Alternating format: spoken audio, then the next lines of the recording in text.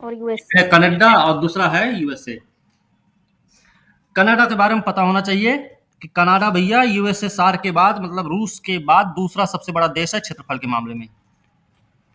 रूस के बाद दूसरा सबसे बड़ा देश है क्षेत्रफल के मामले में कनाडा। और भारत की स्थिति, भारत के बारे में बात कर ले तो भारत और कनाडा का संबंध है कि हमने भाई कनाडा की संघात्मक व्यवस्था को एक्सेप्ट किया है ना। हमने फेडरलिज्म को नहीं, हमने यूनियन को एक्सेप्ट किया, यूनियन को हमने महत्व दिया है ना, यूनियन ऑफ स्टेट। ओके, यहां पे कुछ पारिभाषिक शब्द दिए गए हैं जो आप लोगों ने टेस्ट दिया था। जैसे दंतुरित तटरेखा क्या होती है? तो एक कटी फटी तटरेखा होती है जिसमें कई सारी खाड़ियां होती हैं, अंतरीप भी होते हैं। तो ये बात हमको याद रखनी है, ठीक है। दंतुरित तटरेखा का मतलब एक ऐसी कटी फटी तटरेखा जहां पे खाड़ी भी हो और आपकी क्या हो, अंतरीप भी हो। ओके, बात करेंगे कनाडा की, तो कनाडा सोवियत संघ के बाद संसार का सबसे बड़ा देश है। पूर्व में इसके अटलांटिक महासागर से लेकर पश्चिम में प्रशांत महासागर तक फैला हुआ है। पूर्व में अटलांटिक है, पश्चिम में प्रशांत महासागर। दक्षिण में यूएसए की सीमा से लेकर उत्तर में आर्कटिक वृत्त के भीतर काफी दूरी तक है। बात ध्यान रखना, आर्कटिक वृत्त उत्तर में है, दक्षिण में यूएसए है।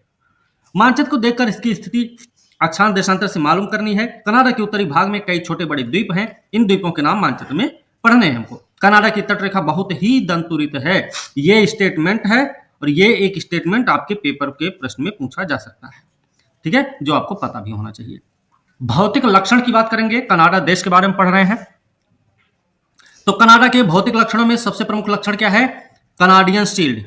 जो कनाडियन शील्ड है ये भौतिक लक्षणों में सर्व प्रमुख लक्षण है कनाडा के लिए। साइबेरिया के समान ये पुरानी चट्टानों का बना है। तो कनाडियन शील्ड के बारे में देखो प्रश्न आया हुआ है, पुरानी चट्टानों का बना है, किसकी तरह? साइबेरिया के समान। नीचा पठारी भाग है, ध्यान रखना कनाडियन शील्ड। अधिकांश क्षेत्र पर झील और दलदल है यहां पे। उत्तरी भाग बर्फ से ढका, दक्षिण में शंकुधारी वन, ठीक है। कनाडियन शील्ड की सतह के नीचे धात्विक खनिजों के विशाल निक्षेप भी हैं। यह प्रश्न पूछा गया है, कनाडियन शील्ड किस लिए प्रसिद्ध है? तो वो अपने धात्विक निक्षेपों के लिए बड़ा फेमस है। शील्ड के दक्षिण और दक्षिण पूर्व में महान झीलें, सेंट लॉरेंस नदी की निम्न भूमि भी है। शील्ड का जो दक्षिणी हिस्सा है और दक्षिण पूर्व का हिस्सा है, वहां पे 5 झीलें आपको देखने को मिलेंगी, साथ में सेंट लॉरेंस नदी की निम्न भूमि भी यहां पर देखने को मिलेगी। एक बात और याद रखना, विश्व का सबसे बड़ा एस्चुअरी बनाती है, विश्व का सबसे बड़ा एस्चुअरी बनाती है सेंट लॉरेंस। ये बात लिख लेना चाहे तो। सर सुंदरवन से भी बड़ा। सबसे बड़ा एस्चुअरी, एस्चुअरी और डेल्टा में जमीन आसमान का अंतर है। ओके, हमने कई बार बताया आप लोगों को, एस्चुअरी जो समुद्री जल स्तर के ऊपर नहीं आता है वो है, और डेल्टा वो है जो समुद्री जल स्तर से ऊपर आ जाता है, एक दलदली भाग दिखता है, ठीक है, दोनों में अंतर है। यही एस्चुअरी जब ऊपर आ जाएगा तो वो दलदल वो क्या बन जाएगा? डेल्टा बन जाएगा, ठीक है, ध्यान रखना। तो विश्व का सबसे बड़ा एस्चुअरी बनाती है सेंट लॉरेंस नदी, आपको ये पता होना चाहिए। उत्तरी अमेरिका की नदी है जो कि कनाडियन शील्ड के दक्षिण पूर्व में बहती है। ओके, यहीं पर खेती होती है। अब आप इसको एक उसमें दे सकते हैं, कनाडियन शील्ड लिख लो, लिखते चलिए।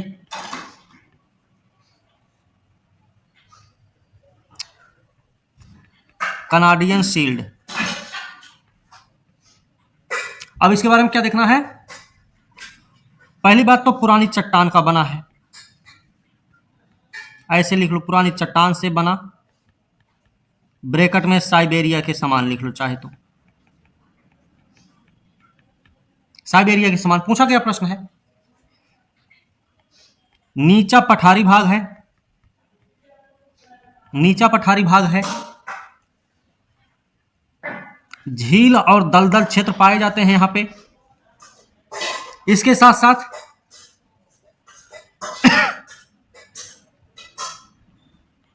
उत्तरी भाग बर्फ से ढका है, बर्फ से ढका है, सॉरी, दक्षिण में शंकुधारी वन पाए जाते हैं, शंकुधारी वन पाए जाते हैं, ठीक है। इसके नीचे क्या है, धात्विक खनिजों के विशाल निक्षेप, के लिए प्रसिद्ध है ये। दक्षिण में क्या है, तो दक्षिण में महान झीलें दिखेंगी आपको, जो 5 झीलें हैं, महान झीलें दिखेंगी। और दक्षिण पूर्व में क्या दिखेगा आपको, सेंट लॉरेंस नदी का निम्न भूमि, ठीक है, नदी की निम्न भूमि। ओके, इतना आपको पता होना चाहिए इसके बारे में। ओके जी सर। और विश्व का सबसे बड़ा एस्चुअरी बनाती है सेंट लॉरेंस नदी, ये भी हमको ध्यान में रखना चाहिए। कनाडियन शील्ड के पूर्व में लैब्राडोर प्रायद्वीप का पठार या उच्च भूमि प्रदेश है।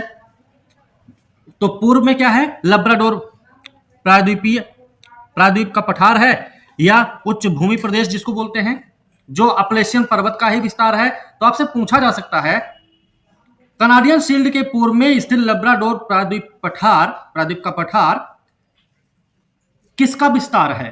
तो किसका विस्तार है, तो ये भैया अपलेशियन पर्वत का विस्तार है।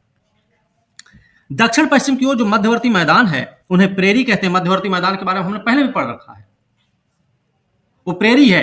ये मैदान प्रायः सपाट है, रॉकी पर्वत की ओर इनकी ऊंचाई बढ़ती जाती है। सपाट तो सबको पता है, रॉकी पर्वत की ओर इनकी ऊंचाई बढ़ती जाती है, ये ध्यान रखना है। और कनाडा का जो अधिकांश गेहूं है ना, उसका उत्पादन इसी क्षेत्र में किया जाता है। कनाडा के पश्चिम क्षेत्र में रॉकी पर्वत, उच्च पठार, तटीय पर्वत श्रेणी है। तो कनाडा का पश्चिमी क्षेत्र में क्या क्या है, तो पश्चिम में भैया आपको दिखेगा रॉकी पर्वत भी दिखेगा, उच्च पठार दिखेगा, तटीय पर्वत श्रेणी भी नजर आएगी, ठीक है। सर लिखा गया। ओके, ऐसे करके है। ये आपका अलास्का है, ये आपका कनाडा है, ये लैब्राडोर प्रायद्वीपीय पठार है, ठीक है। ये आपका कनाडियन शील्ड ये रहा आपका, इसका दक्षिण पूर्वी है, दक्षिण का क्षेत्र ये रहा आपका, ठीक है।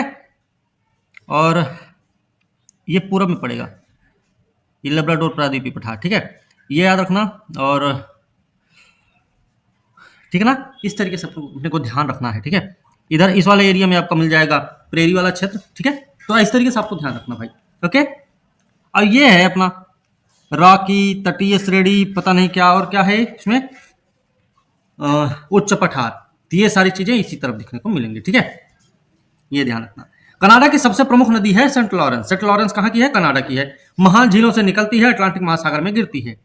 तो सेंट लॉरेंस निकलती है महान झीलों से, गिरती है जाके अटलांटिक में।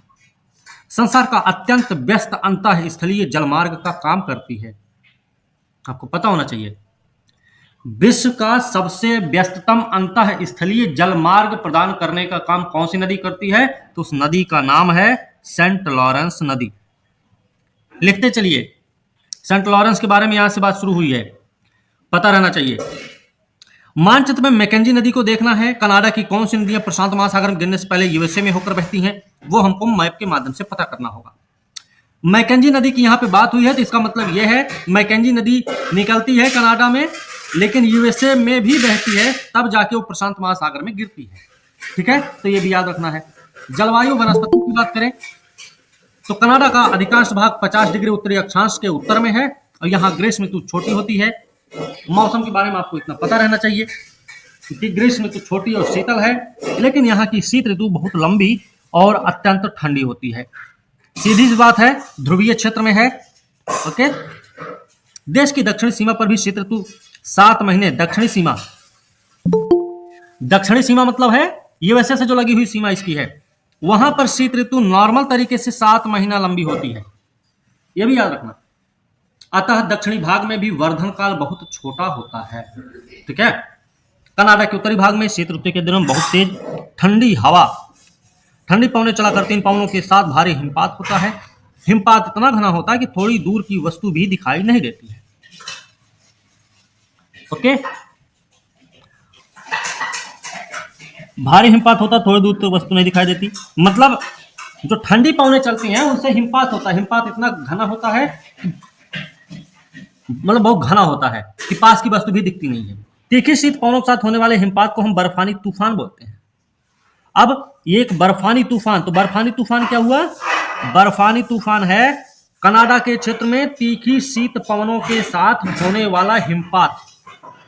क्या है? बर्फानी तूफान है।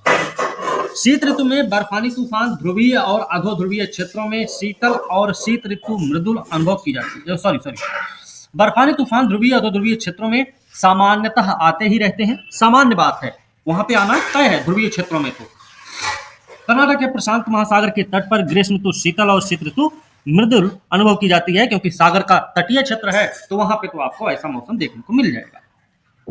ये तटीय क्षेत्र गर्म उत्तर प्रशांत प्रवाह के कारण उष्ण रहता है। ये जो तटीय क्षेत्र है प्रशांत महासागर का, वो क्यों गर्म रहता है, क्यों उष्ण रहता है? गर्म उत्तर प्रशांत प्रवाह के कारण उष्ण रहता है। इसके अतिरिक्त यह क्षेत्र वर्षा करने वाली पछुआ पवनों के प्रभाव में भी आता है। तो ये जो प्रशांत महासागर का तटीय क्षेत्र है, यहाँ पे दो स्थितियां देखने को मिलती हैं। एक तो भैया गर्म उत्तर प्रशांत प्रवाह के कारण ये उष्ण रहता है, और दूसरा वर्षा करने वाले पछुआ पवन के प्रभाव में आता है। तो ये स्थितियां हमको दोनों याद रखनी चाहिए। कनाडा की प्रमुख वनस्पति पेटियां जो हैं, टुंड्रा है, टैगा है, प्रेरी है।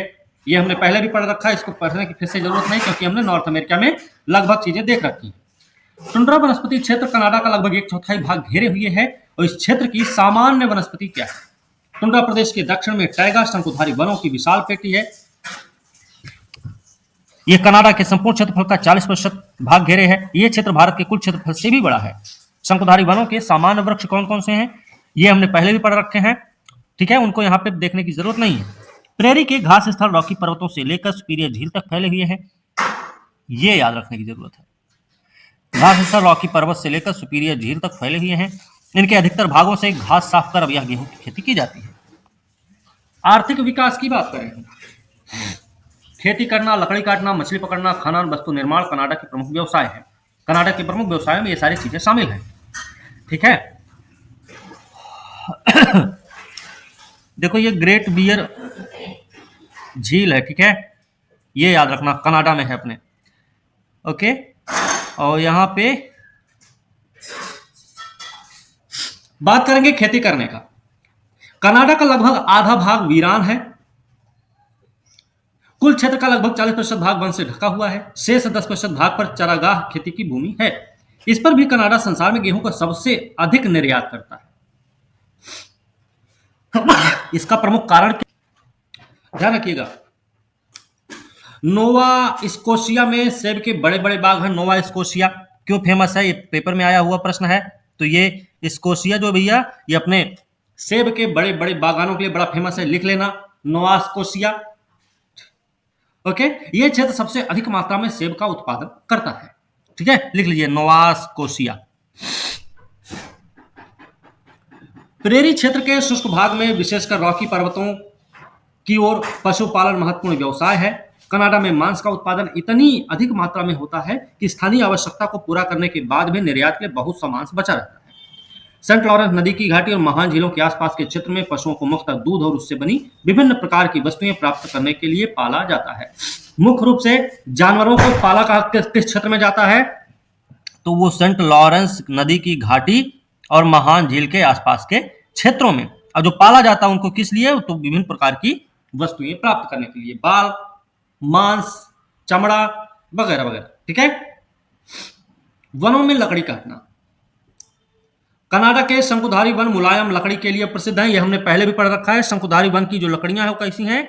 मुलायम हैं, इमारती लकड़ियां हैं, इनको काटना आसान होता है।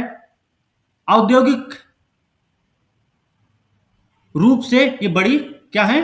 उपयोगी हैं। इन वनों में काम करने वाले लोग या लंबर जैक पेड़ों को गिराने के अलावा उन्हें काट छांट कर लट्ठे बनाने, लट्ठों को पानी में बहाने, उन्हें इधर उधर ढोने का काम भी करते हैं, ठीक है। ये लेबर जैक शब्द याद रखना भाई। वनों में की जाने वाली ऐसी क्रियाओं को सामूहिक रूप से लंबरिंग या लकड़ी काटना कहते हैं, ठीक है। लंबर जैक का काम कौन करते हैं? ये लेबर मजदूर जो होते हैं, वनों में काम करने वाले जो लोग होते हैं, उनको बोलते हैं लंबरजैक।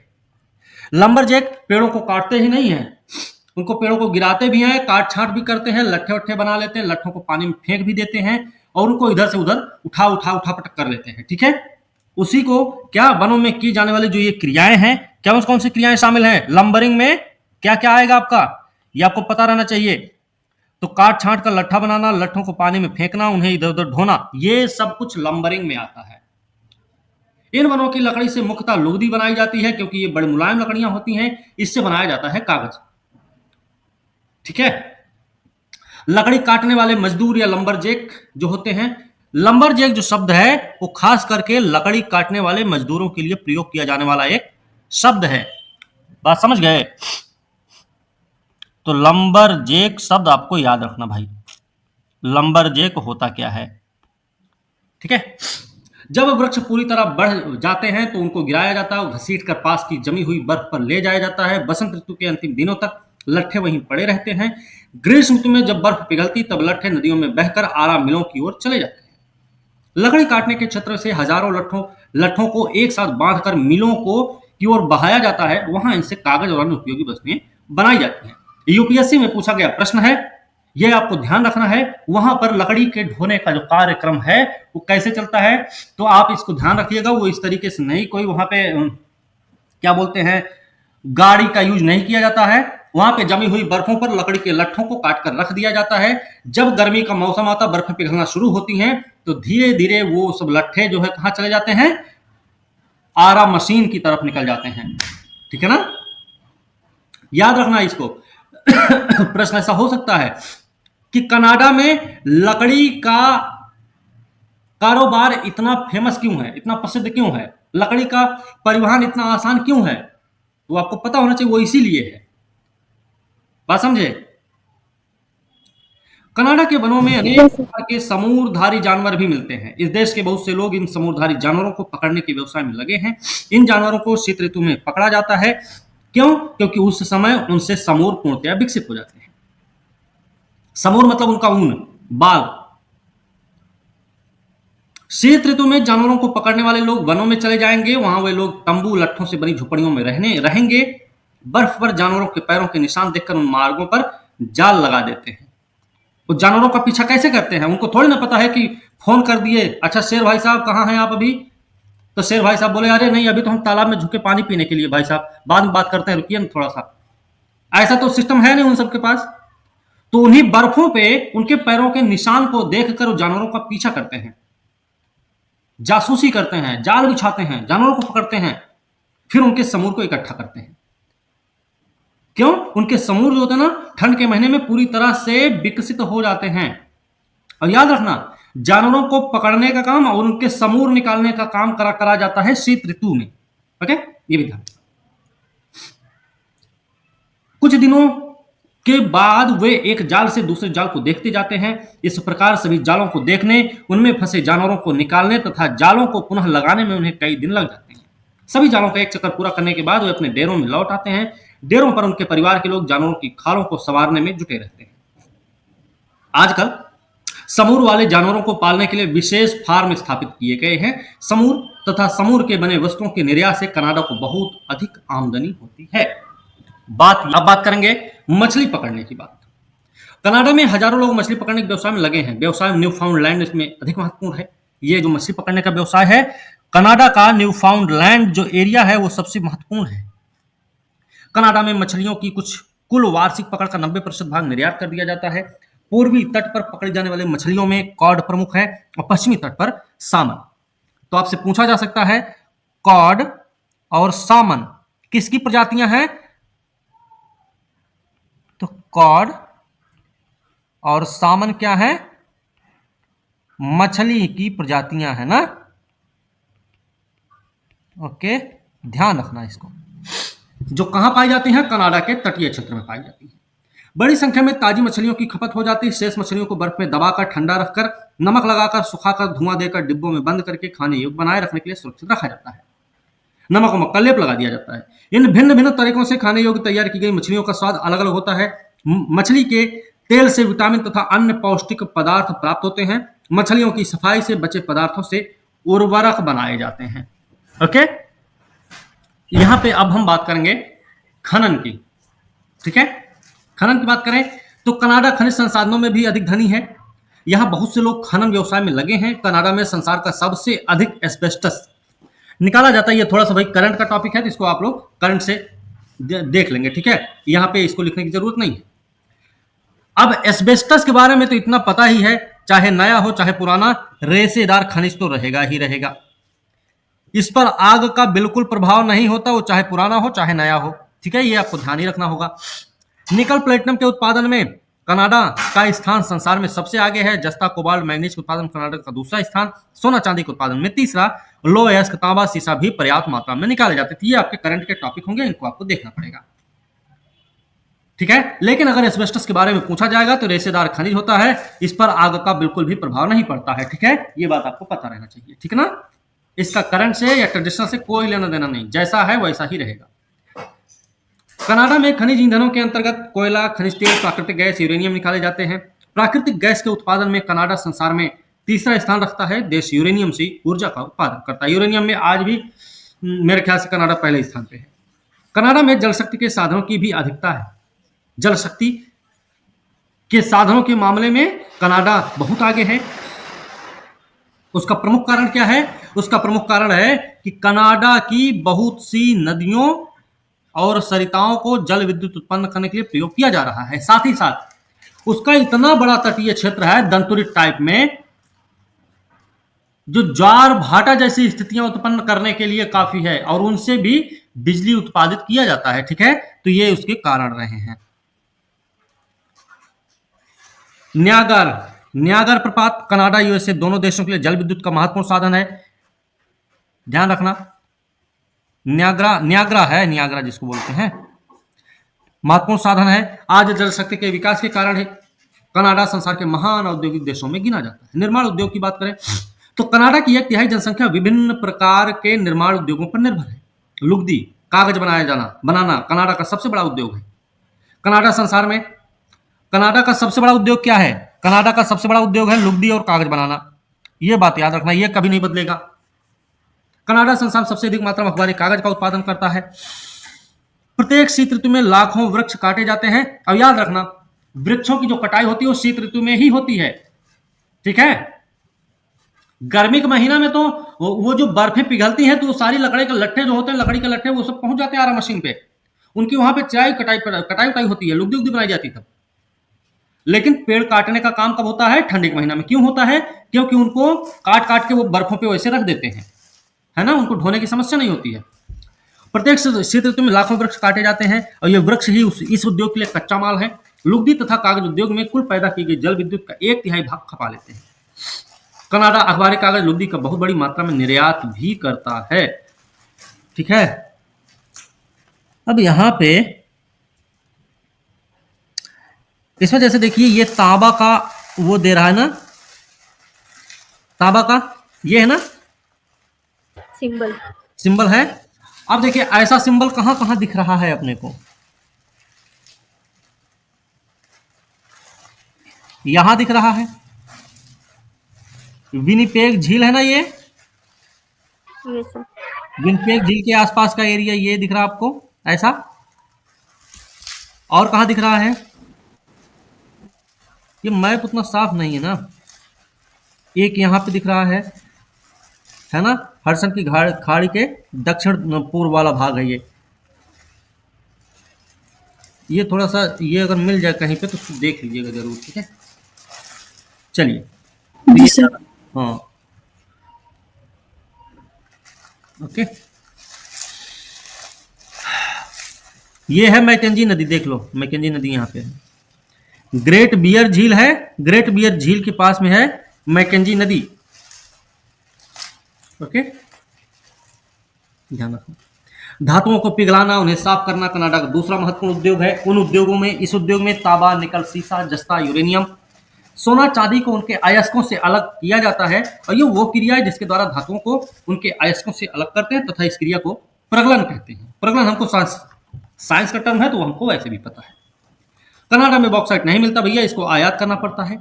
इस खनिज से सस्ती जल विद्युत द्वारा एल्यूमिनियम तैयार किया जाता है। बॉक्साइट जो है क्या है, एल्यूमिनियम का कच्चा माल है ना, पता है ना आप लोगों को, ये प्रश्न कई बार पूछा गया है।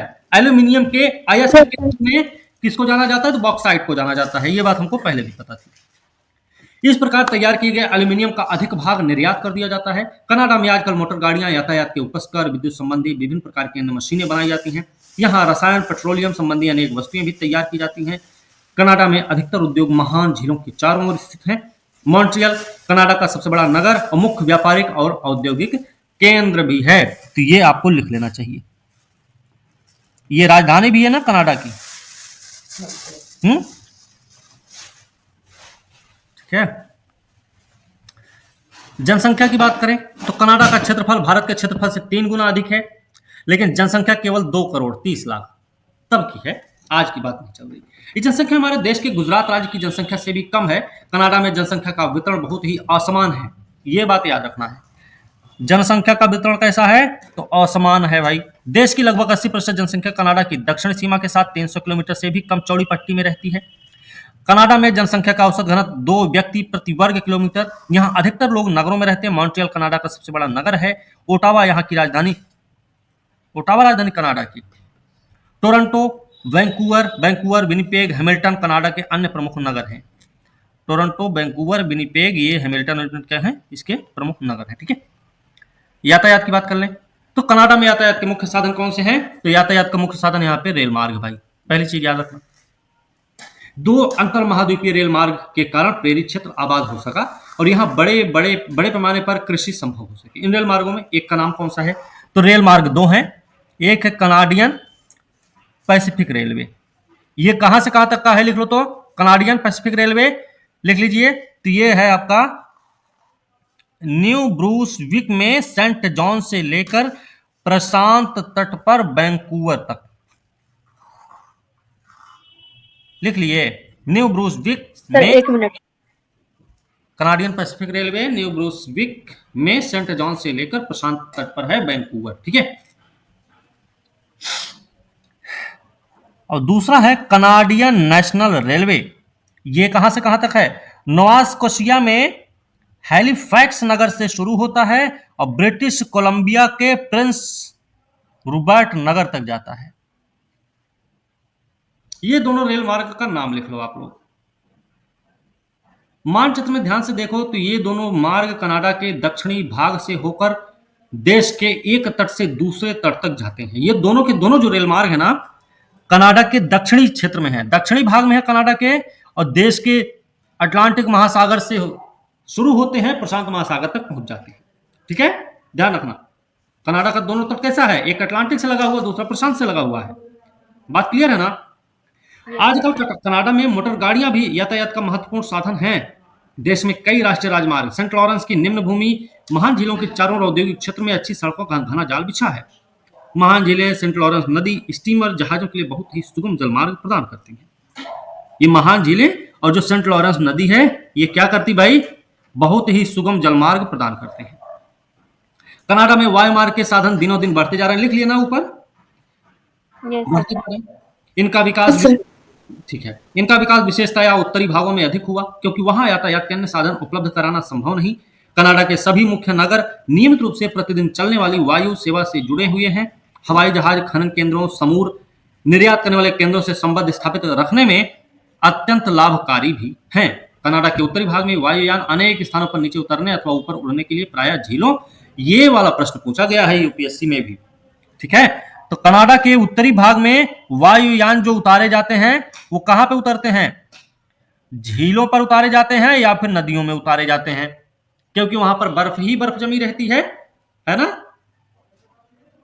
यस सर, ध्यान रखना। लेकिन एक चीज और की वजह से, हाँ, उड़ने के लिए प्राय झीलों नदियों का प्रयोग करते हैं क्योंकि ये इन क्षेत्रों में बहुत अधिक है। ओके, झीलों नदियों का प्रयोग करते हैं जहाज को उतारने के लिए या फिर ऊपर उड़ने के लिए। उसका कारण है कि किन इन क्षेत्रों में बहुत अधिक नदी और झीलें हैं। कनाडा के उत्तरी क्षेत्र में स्टेटमेंट और कथन और कारण वाला भी प्रश्न आपको ध्यान रखना है कि कनाडा के उत्तरी भाग में वायुयान अनेक स्थानों पर नीचे उतरने ऊपर उड़ने के लिए झीलों और नदियों का प्रयोग करते हैं। कथन सही है। कारण दे दिया जाए, इन क्षेत्रों में झीलों और नदियों का पूरा जाल बिछा हुआ है, या बहुतायत है, या अधिकता है, तो वो कारण क्या हो जाएगा, सही हो जाएगा। कारण जो है कथन की व्याख्या भी कर देगा, बात ध्यान में रखना। ओके, जी सर। हाँ भाई, ध्यान रखना इस बात को। शीत ऋतु में हवाई जहाजों से उतरने के लिए पहियों के स्थान पर, हवाई जहाज में ना पहिए नहीं होते, उनके स्की पद लगे होते हैं। जैसे आप कभी स्कीइंग करते हुए देखा होगा किसी को, तो बड़े बड़े चप्पे टाइप का पैर में पहने रहता है लोग, नहीं फिसलता है उसी पे फिर। Yes sir. हाँ, इनकी सहायता से वो बर्फ से जमी हुई झीलों नदियों पर आसानी से उतर सकते हैं। और ग्रीष्म ऋतु में झीलों खाड़ियों नदियों में उतरने के लिए उनमें प्लावमान पदों को लगा देते हैं। ओके, ग्रीष्म ऋतु में ऐसा नहीं है कि इनको झीलों नदियों में नहीं उतारा जा सकता है, झीलों नदियों में तब भी उतारते हैं, लेकिन क्या करते हैं उस समय उनमें प्लवमान पैर लगा दिए जाते हैं जहाजों में, ठीक है, ताकि आसानी हो सके उनको, ठीक है ना, ये भी याद रखना है। तो हमने बर्फानी तूफान देखा था, क्या था, क्या है बर्फानी तूफान, क्या है भाई, तो बर्फानी तूफान भैया तीखी शीत पवनों के साथ होने वाला भारी हिमपात है। लंबरिंग क्या होती है, जो लकड़ी काटने का कारोबार है ना, लकड़ी या वनों में होने वाली विभिन्न प्रकार की जो क्रियाएं होती हैं, लट्ठे बनाना, लट्ठों को साफ सुथरा करना, जो भी काम धर्म धाम है वो सब लंबरिंग कहलाते हैं। और यहाँ पे जो काम करने वाले मजदूर होते हैं उनको क्या बोलते हैं, लंबरेज। ओके, जी सर। ठीक है भैया, चलो। कनाडा का सबसे प्रमुख भौतिक लक्षण क्या है, बताओ जल्दी।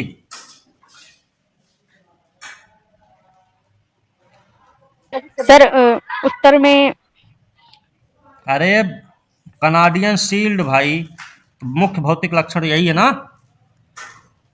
जी सेंट सर। लॉरेंस की नदी की निम्न भूमि महान झीलों के चारों ओर का क्षेत्र क्यों अधिक महत्वपूर्ण है। कनाडा के वनों लकड़ी काटने का काम विशेषतः शीत ऋतु में ही क्यों होता है। क्योंकि ग्रीष्म ऋतु में नदियां वो बर्फ बर्फ पिघलने पिघल जाती हैं, बर्फें पिघलने लगती हैं, ठीक है, पेड़। हाँ। और शीत ऋतु में क्या होता है, लकड़ियों के परिवहन के लिए एक अच्छा मार्ग मिल जाता है इन सबको, तो लकड़ियों को काट काट के वो शीत ऋतु में क्या करते हैं, उन पे बिछा देते हैं।